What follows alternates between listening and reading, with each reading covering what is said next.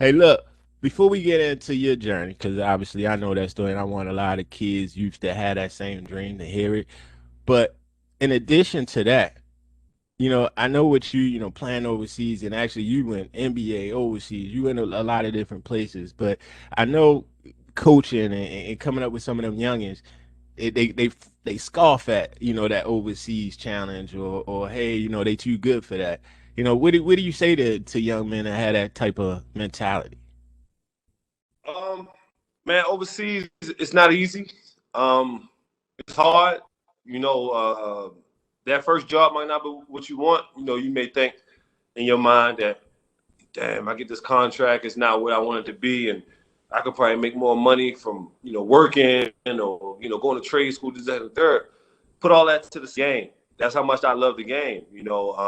After I had one NBA workout. That was with the Nuggets. And I did my thing, but NBA wasn't ready. I wasn't ready for the NBA, and the NBA probably wasn't ready for me yet. So I just went overseas, man, and I went over there. I didn't sell my soul for something low, but it was enough money to get me started and to get my feet wet. More so, opportunity for me to be on some type of exposure, at least in Europe, to get a chance to go and move up the ladder.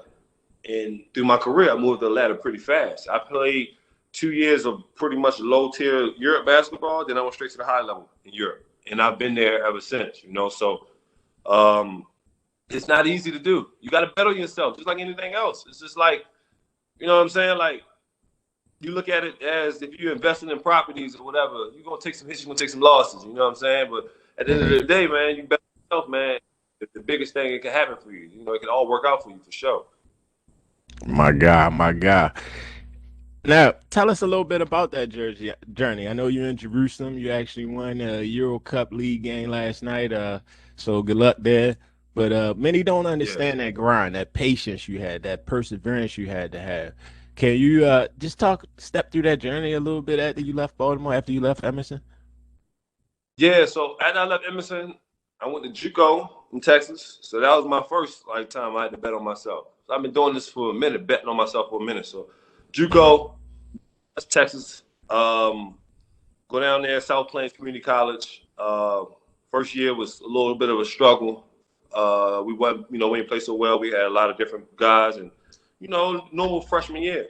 Uh, um, at the end of the year, the coach set me down. Was like, you and my main man Darrell, my right hand, like my brother Darrell Edwards. He was like, both of y'all gonna be the turning point of this program if y'all can dedicate yourself to the game of basketball like I know y'all can. Me and Darrell stayed down there the whole summer. Got better, stayed in the gym, played one-on-one every single day, just worked out, you know what I'm saying? And Hmm. we come back, add the right pieces, man, and we go 36-0, win a championship. Um, Man, it was unbelievable. To win a championship, everybody got a job. Everybody got a college scholarship after that. Everybody went where they wanted to go. And me, I had a ton of schools, man. I probably had a lot. I probably had half of the Big 12, half of the Pac-10 or the Pac-12 at the time, but it's Pac-10 now. Hmm. Um, I had a little bit of interest from the SEC. So, I mean, just to go down the list, and then all different other schools around, in different conferences, Atlantic 10, all that stuff, close to home and stuff like that. Um, One that stood out to me was North Carolina Central. Um, and I'm happy that I've been a part of that, and Hmm. it may sound different because as the story go on, you'll think, wow, like, man, how you could be happy about a situation like that, and you didn't stay there. But uh, Central changed my life. I went there, HBCU, so I was a part of that. I was going to say it's the wave now, and I'm Yeah, not it's saying the that's a negative thing, but you was a part. I was just going to bring that up. You was a part of this wave before it was a popular thing. exactly just like many others, Kylo Quinn, all these other guys that's out here, that went to HBCUs and went on and played professionally or played in the NBA, things like that. So for me, it wasn't popping at the time. It was the popping spots was, like I said, the Big 12, Pac-12, ACC, SEC, and the Big East. That was like, if you went those are the places, you was for sure You going was to the good. NBA. And don't get me wrong, at those schools, but Central was just, I felt like it was a good spot for me. It was home. I wanted to be I wanted to be closer to home. I wanted my parents to be able to see me play. I always had a dream of my grandmother coming actually see me play in college. But my grandmama got sick, and she wound up passing some years after she got sick, but she wasn't able to move around as much. So that was my goal. I had a lot of things outside of just myself. So I went there, played well, man. We went to a winning season, one of their best records they ever had. I mean, sure they smashed that record now because Lavelle Moulton down there doing a hell of a job. Coach Moulton, man, he a Coach good dude, Mo. man. He was hard on me, man. But at the end of the day, man, he taught me a lot, and I understood a lot, and that's why I feel like when I left, it was such a hard thing. It was two alpha males going at it a little bit, but much respect to him. Exactly, much respect to him, and he gave me a lot of props, a lot of respect once I had touched the league, and even while I was overseas, he never badmouthed, he never said anything bad about me, nothing like that. So that's why I have big respect to him and what he's doing with that program now, man. Pay that man. They need to pay that man, because that man's doing a hell of a job. Pay Coach Mo. Y'all heard him. Y'all heard him. Pay that man. He's doing a hell of a job down there. So after I left Central, I was going through the recruitment process, chilling, working out. I actually had a stress fracture, so I wasn't able to work as much on my lower body because I wanted to make sure I was healthy. Got to Colorado State, was kind of healthy. Went through. I had to sit out. This new rule now, kids can transfer and go right in and play. We couldn't do that, so I had to go and sit out a year, which helped me because I got better, I got stronger. Then I also had a surgery on my shin, whereas though I had to put a rod in there, so it gave me time to heal that all the way up and to have me ready for the next following season, which was my senior season. Okay. And then after that, it was 2015 draft. Yeah, 2015 You know what I'm draft, saying? man.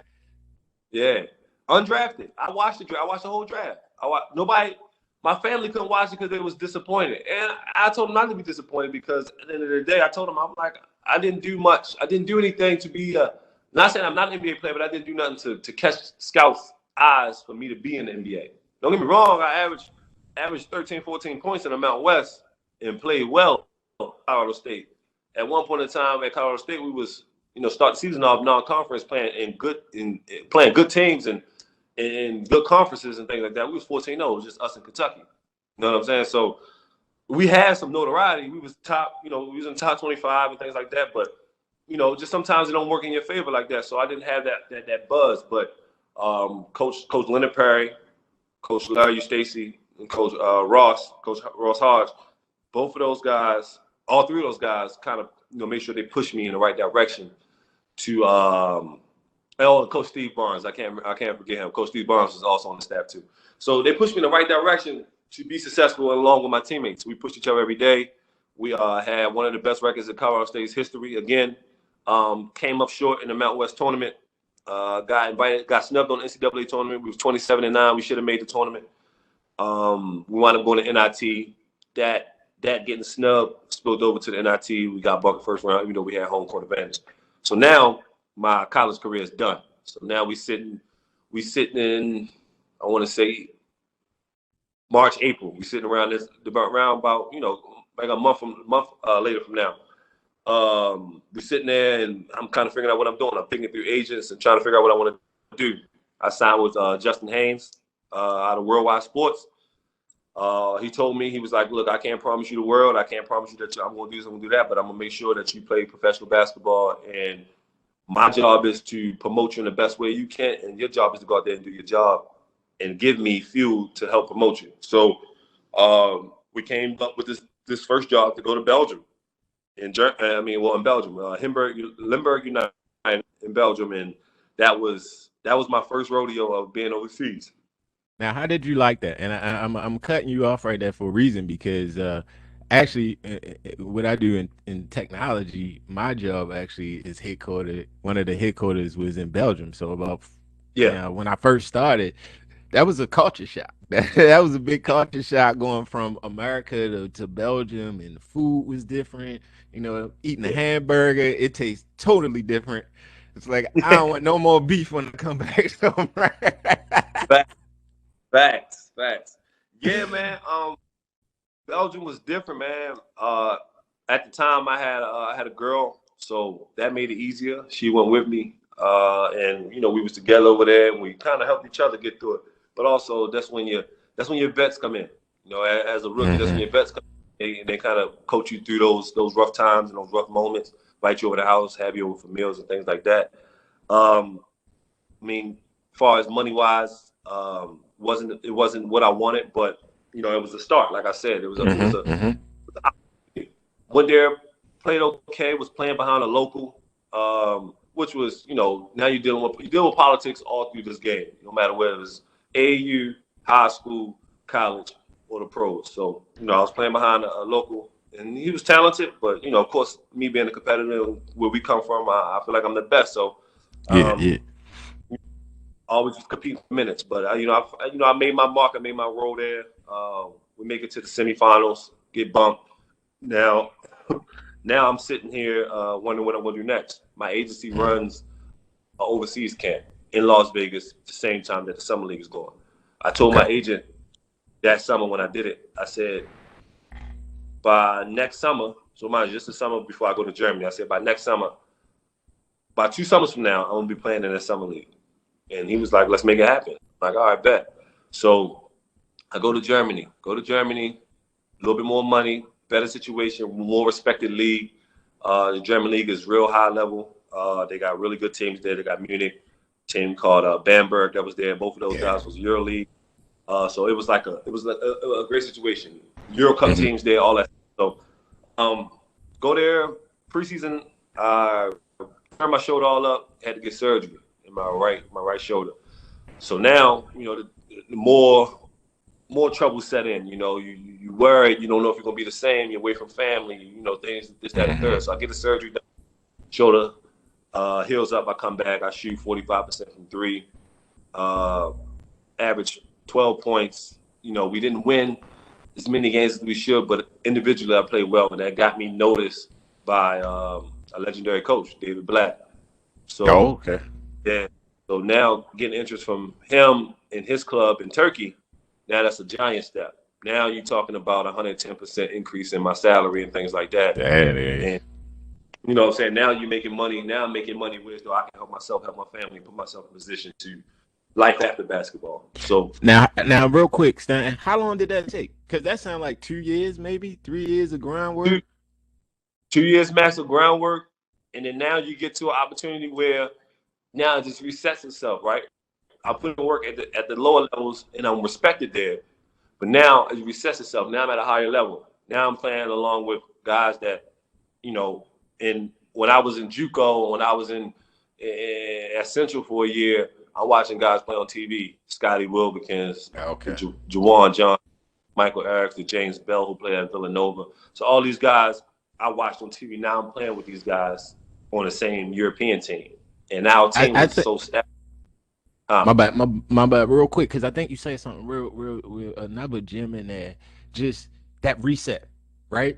Yeah, So like yeah, you've been doing that all your life, right? You go in high school and then you go to that JUCO level and it's another right. level, right? And then you reset. You start from hey, Stanton Kidd was the greatest to all right, you got to earn your minutes. And then, so Gotta, kids think, that's a great point because they always think that, hey, I was the best. And when you go here, hey, get back to here. Here's your broom and mop, right? like that's why I never tripped off of the rankings. Back in the day, people talk, oh, what you was ranked, this, that, and the third. I see stuff now. People posting old things like, yeah, the rankings back in the day, 2010 class. You'll never find me in none of those rankings. Hmm. But you ask any one of those guys that was in that 2010 class, who's still relevant.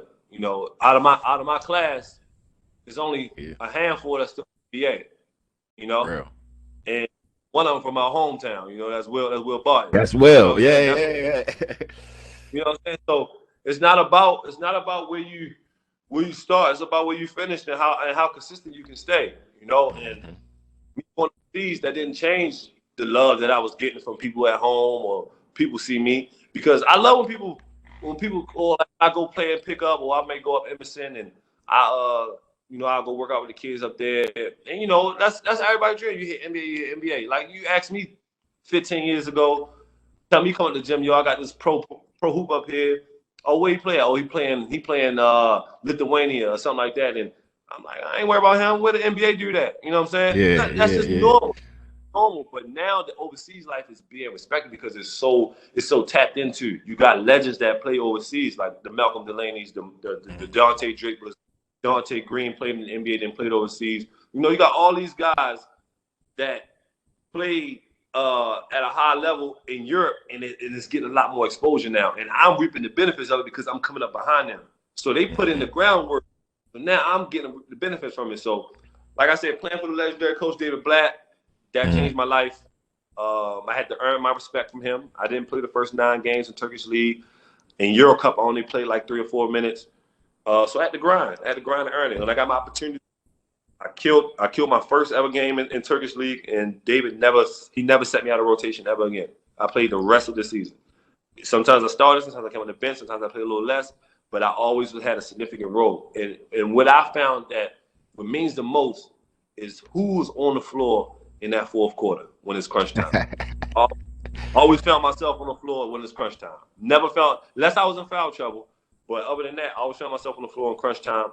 And that's the trust that I gained from David in a 5-month span, to where as though that changed my life. And now I got NBA teams calling. I had half of the NBA calling about, well, who is this kid? We want to see him up close and personal. So my summer was busy that summer. So I came home from Turkey 28th, June 4th. I was on a flight to Sacramento. Right after that, I went to Denver. Then I went to Utah, and then I went to Minnesota, I think, after that. So then everybody else kind of was more so like, we'll see them out when we come out to Vegas. So those are the teams I was interested in where I wanted to go work out. Utah, I played well in Utah. Played well in all of them, but I played really well in Utah. Utah wanted to like me. They wanted to invite me back to Summer League. That's when I took the Summer League gig and went out there, and that's when, people started seeing the reaping of the benefits. Like I said, I was hitting for 4 years overseas. Nobody's seen me play since high school. You know what I'm saying? So now, or college, I should say. So now I go overseas and then go to play in the summer league, and now I'm on TV, ESPN. Oh, damn, I forgot about Stanton. Yo, damn, oh shit. So you know what I'm saying? Hitting the tray ball, coming down, banging on somebody's neck. Like, okay, that's so different. But people like you knew, like, you was always tapped in, like you knew what was going on. You was always tapped in, like, okay, I know what Shorty doing. I bet I see. So when you seen it for yourself or people that's around me, like, I'm not surprised. I see. You know what I'm saying? So go over there. Look, when we saw it, it was just, hey, keep it up, boy. Hey, look, I know you got more in your tank.